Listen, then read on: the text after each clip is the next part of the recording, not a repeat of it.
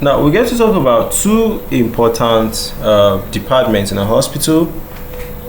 All right, mostly trying to address their how will I put it, their importance or their roles in a particular hospital environment.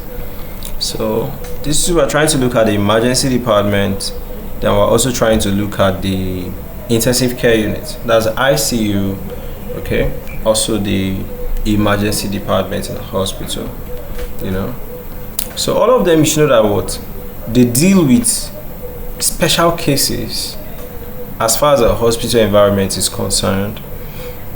So, but let's break them down. Emergency department is mainly the first point that almost every patient is taken to.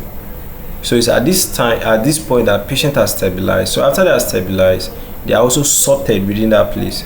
Now say, okay, this patient has an orthopedic case, this patient has an obstetric case, this patient has a cardiology case. Then they now take you to the different departments, you know. So you actually access all those traumas, you help to stabilize the patient, you know, triage system to prioritize patient based on the severity, okay, where you have many patients but you're trying to address the patient based on the one that we are losing them, you know, the most, you know. So that's what we got, you know.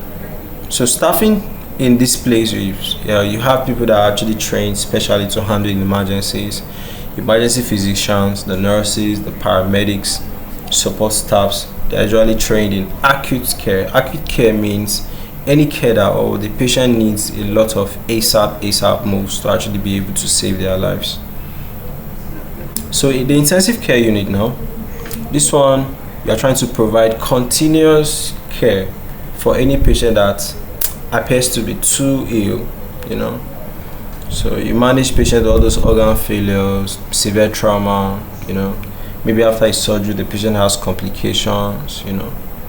So here they use advanced equipment. Equipments are kind of like, you know, you say mad ones, you know. So, okay, so that's it. So they use, okay, advanced equipment, you know.